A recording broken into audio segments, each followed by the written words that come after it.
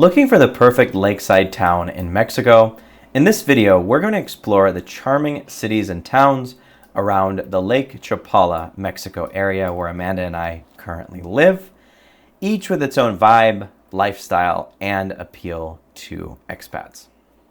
Welcome to Entrepreneur Expat. I'm Amanda. This is Justin, and on this channel we talk all about living internationally as American expats. We talk about how to make money online so you can go anywhere in the world, visas, how to get them, immigration, bank accounts, investments, and everything in between. So if that's something that you're interested in, make sure to subscribe and hit the notification bell so you don't miss a single video that we have coming out on this channel. Also make sure to give it a like because it helps us get it in front of more people, and we have a mission of reaching 1 million entrepreneur expats and aspiring expats. And if you are interested in moving to Mexico specifically, then we have a free guide to help you out. It's our Moving to Mexico guide. Hundreds of people have downloaded this. We get requests for this guide every day on Instagram and YouTube. So you will find the link for that below because it'll give you a good kind of starting place.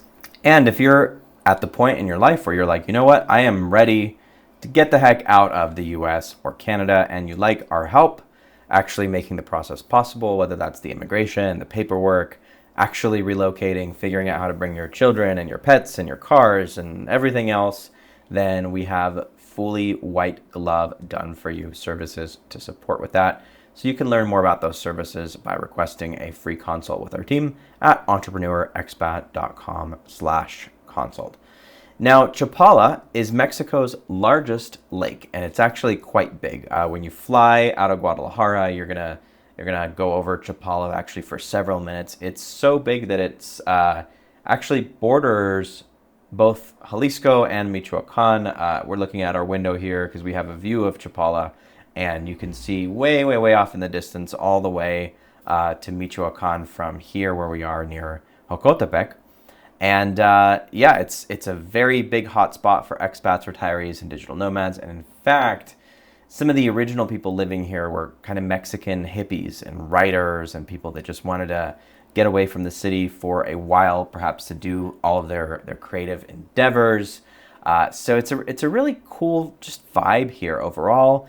And we love that it's not too far from the city either. Like you can, wherever you are in the Chapala area, you can get into like a small city like Ajijic or Chapala itself, or you can be in Guadalajara in about an hour. So that makes it really cool to live lakeside.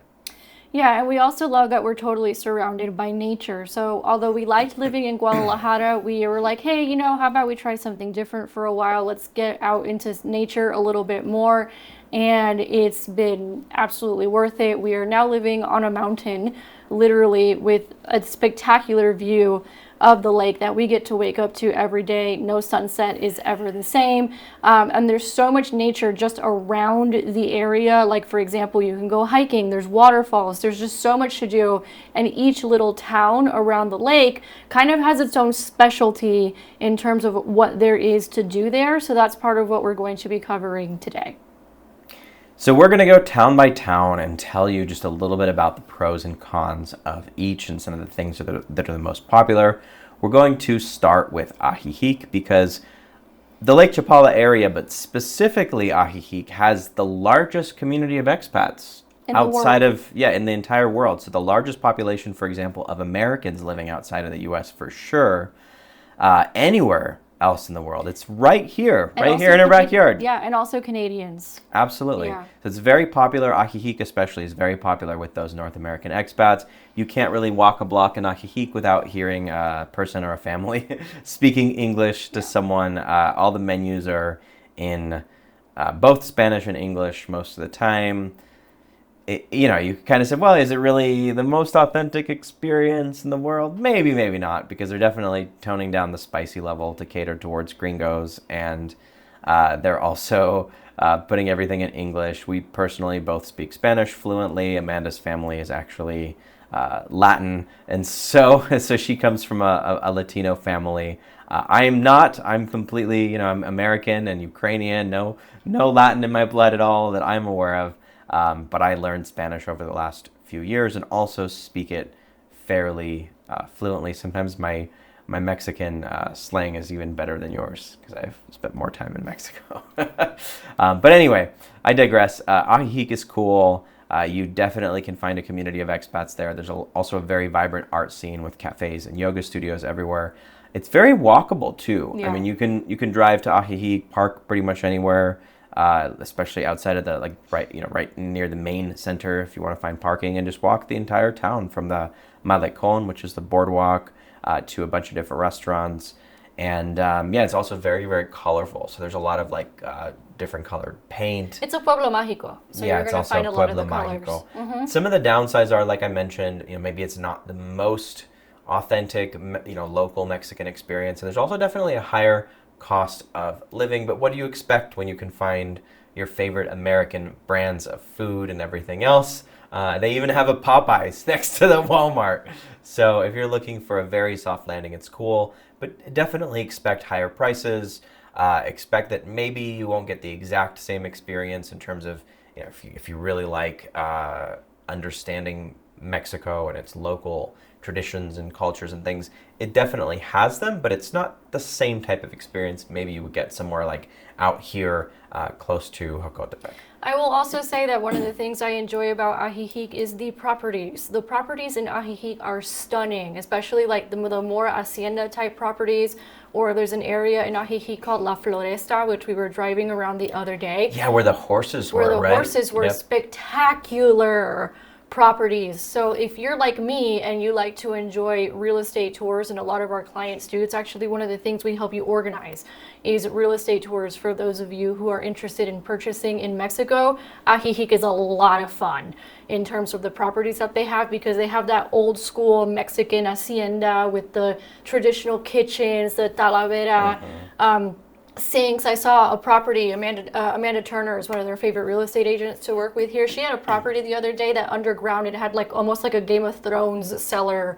Oh, that's cool. Kind of thing. I'll put my bunker there. I'll set up my bunker underground. So you can find some really interesting, fun properties in Ajijic. I personally I enjoy those things. So if you enjoy those things, then you might also like Ajijic. And generally, it's a beautiful town. It's a really, really beautiful town. You can also find a lot more international cuisine in Ajijic than you might be able to in some other parts of the lake. We're not counting Popeyes as international No. cuisine, are we? No, I'm saying there's a Mongolian restaurant, for example, that you can go to. Or we had, Argentinian steak the other day. So you'll find more, food variety in terms of international cuisine over in Ajijic. Now, another less talked about area is the town of San Antonio Tlayacapan, which even I have a hard time pronouncing, even though my Spanish is half decent.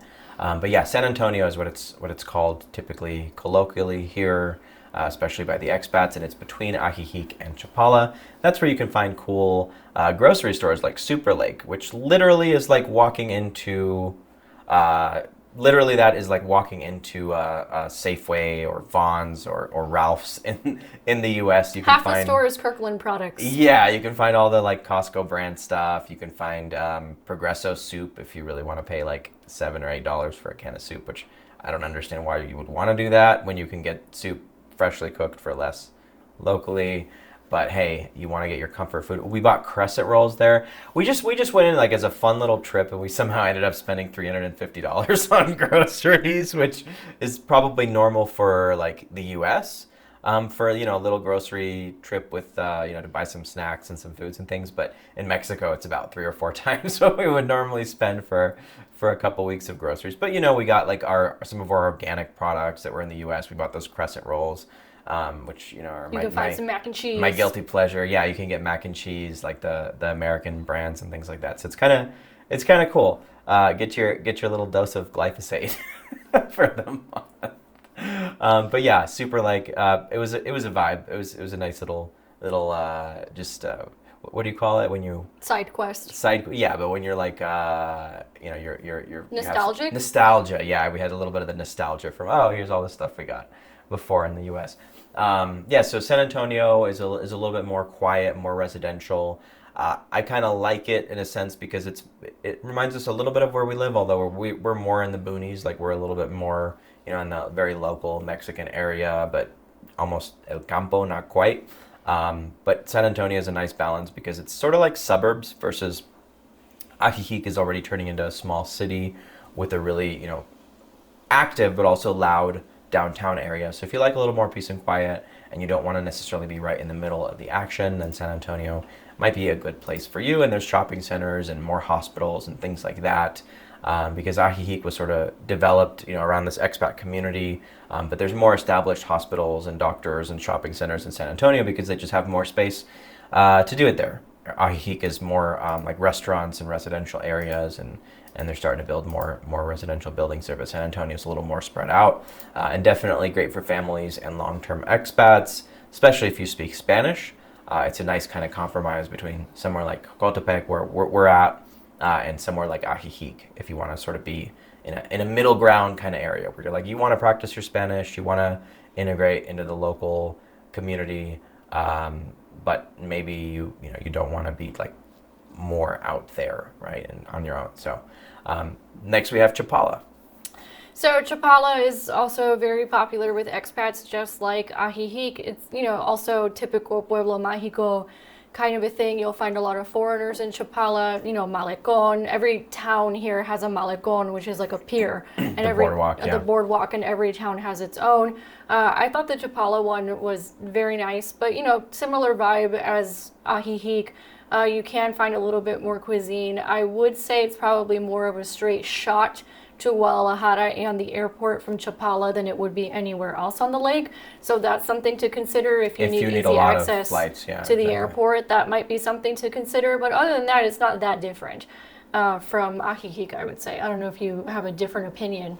Yeah, I think I kind of actually like, in terms of comparing the Chapala to Ajijic, I kind of like the Chapala boardwalk a little better. Oh yeah, I would agree with Chapala, there's like more things to eat. You can also find more boats and things like that. There's a little boat a little lancha that'll take you to Isla Alacran, which is the scorpion island, which I haven't actually seen any scorpions there in person, fortunately. But there's, you can kind of go to this little tiny island and in the middle of the lake, and it's kind of cool. I've gone there once with some friends and with Daisy. She liked it. She met this pet monkey that they have there on the island, and she tried to make friends with the monkey.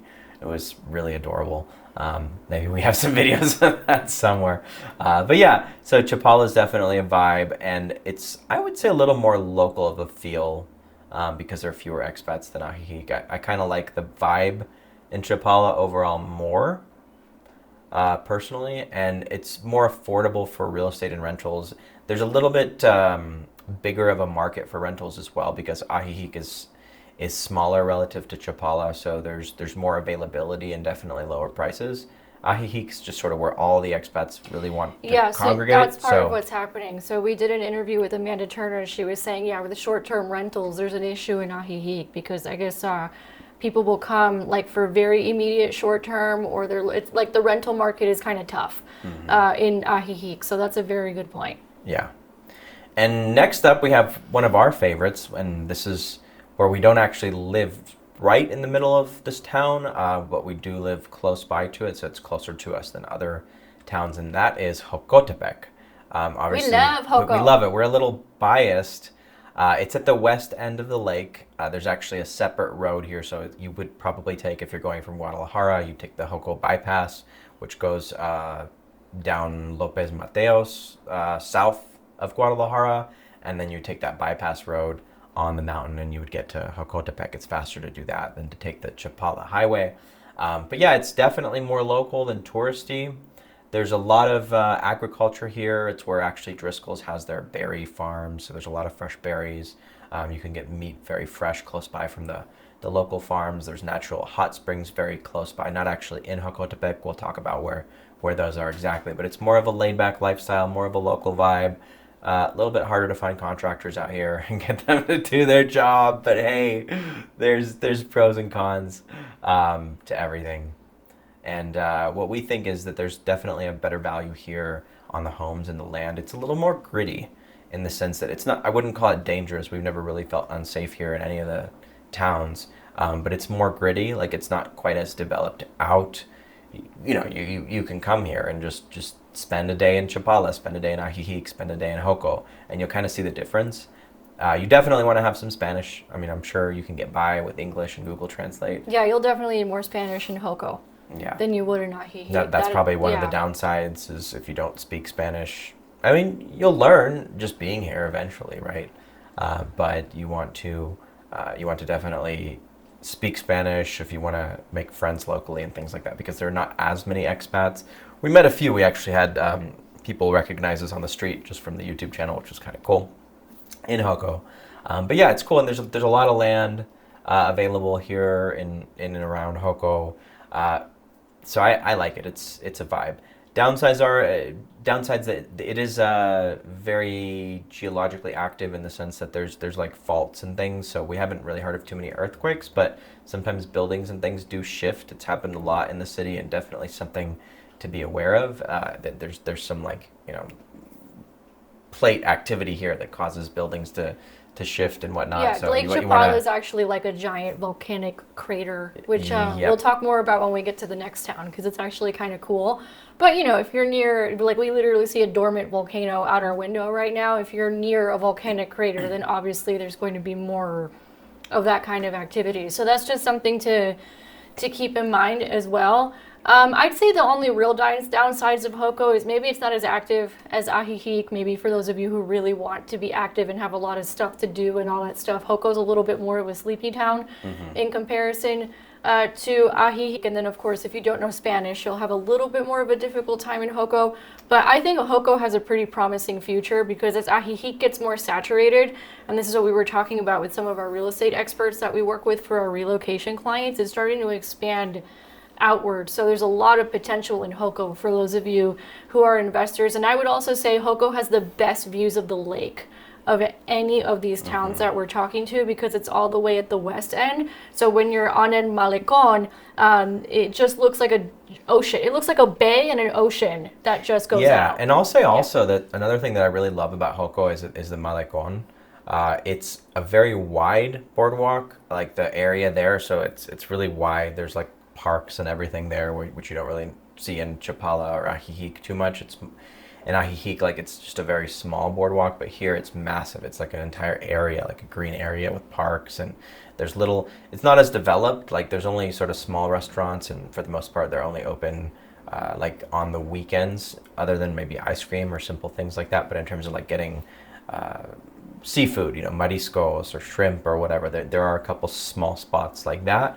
But they're not quite as developed. But it's in terms of the spaciousness, though. There's just a lot of room. You can kind of take your dog and play ball and run around. We met a baby goat the other day, and Daisy was making friends with a baby goat. You attempted to name said baby goat. I did. You were giving the owner feedback on baby goat names, which was adorable. Yeah. And yeah, we personally, we really like Hoko.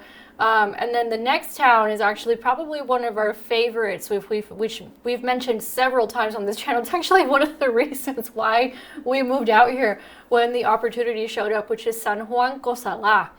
Now, San Juan Cosala is quite well known for its thermal spas. It's full of spas where you can go into its hotels and spas and boutique areas where you can actually go enjoy natural thermal waters. Because remember how I said that, this is basically a volcanic crater? Well, for some reason, and maybe somebody can explain it in the comments, San Juan Cosala, all the water that goes through there is thermal. A lot of the houses in San Juan Cosala actually need cooling systems because the water comes out so hot rather than heaters. But it's full of little boutique spas and hotels where you can go enjoy the thermal waters and jacuzzis. They're said to have healing properties. We go at least like once or twice a month. We were just there last weekend with another real estate partner that we work with in Mexico. She covers more like the Etzatlan area. There's some interesting stuff going on there as well. We did an interesting video about that last year, but she came over to hang out with us here on the lake, and we took her to the thermal spas, and she's like, this is so cool.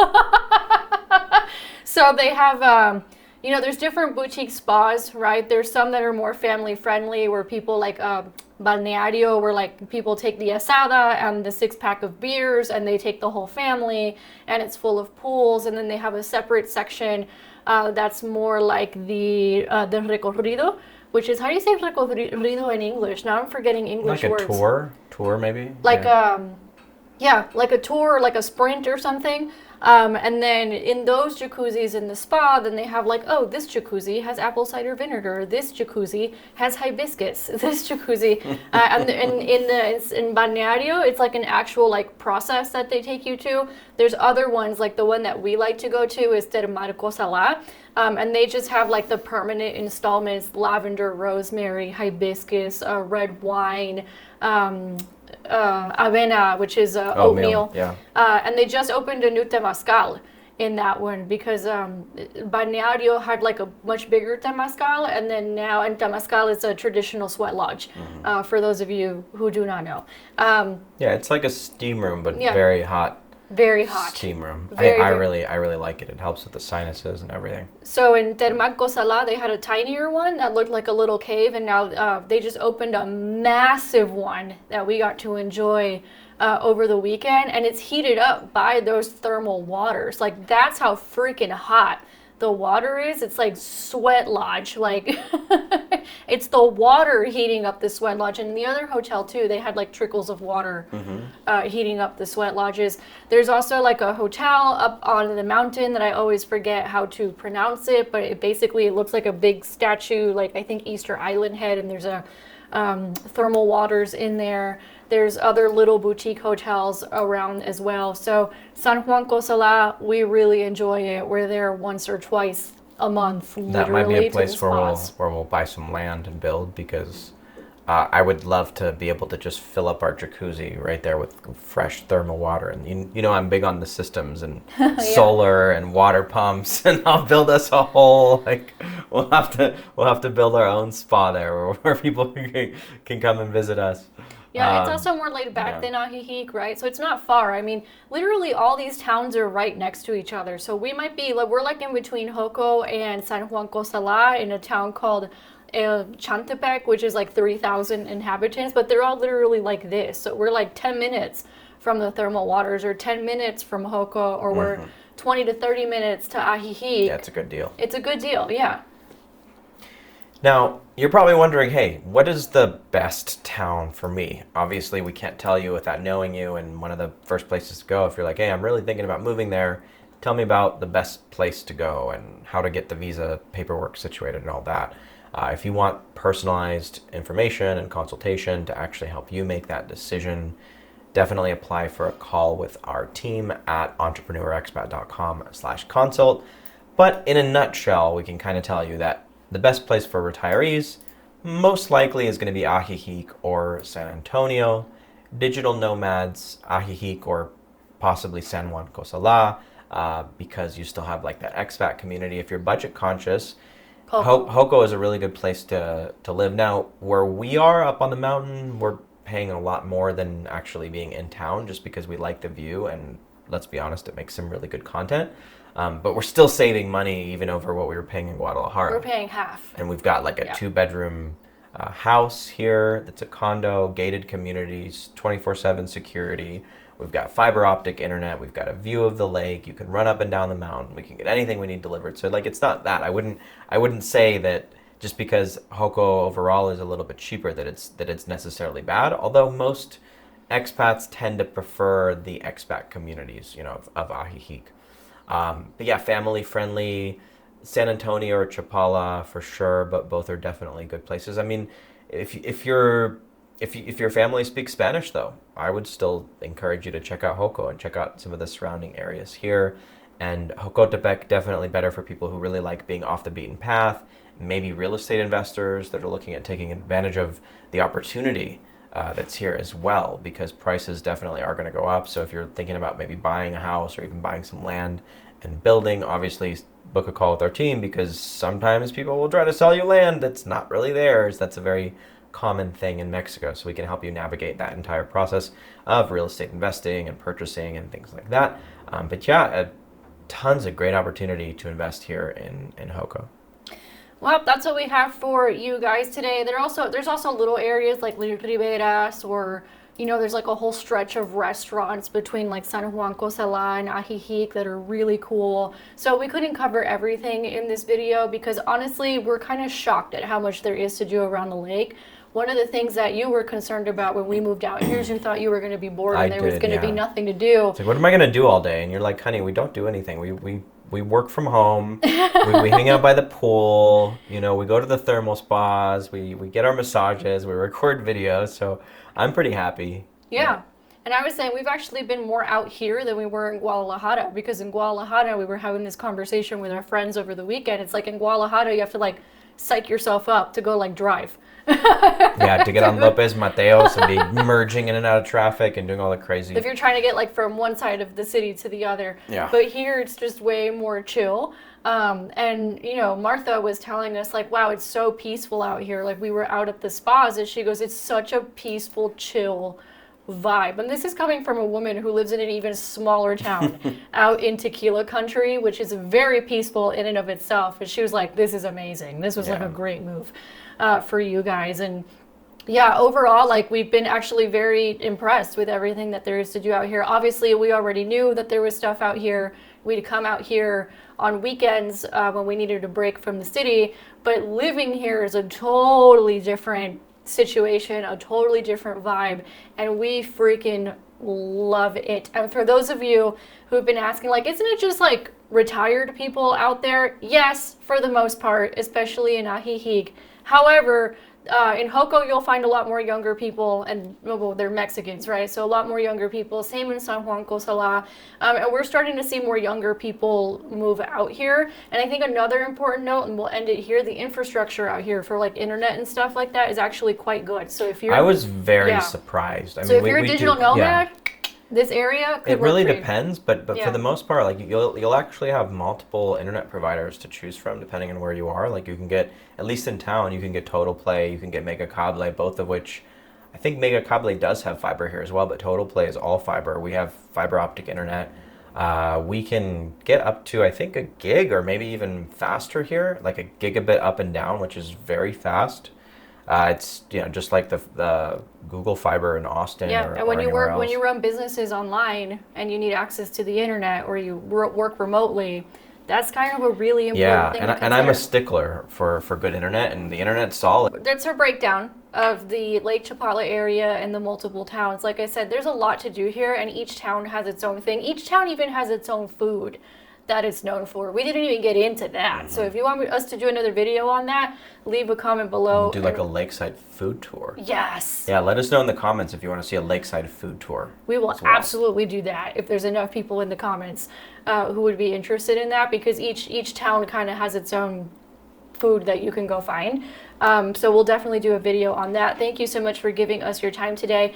Don't forget to download our Moving to Mexico guide for those of you who are thinking about it and kind of need the first steps in order to get started. It will also add you to our email list. We've got some really cool stuff that we're working on behind the scenes that's going to be made available to help you move abroad more easily. And for those of you who are like, I'm a high net worth individual, like one of our clients told us last week, I'm at the stage in my life where I just pay people to do this stuff for me, then go to entrepreneurexpat.com/consult and we'll take care of all the details. So all you have to do is show up where you have to show up, and the rest of the time you're having a very good time, and we will make sure of that. So entrepreneurexpat.com/consult.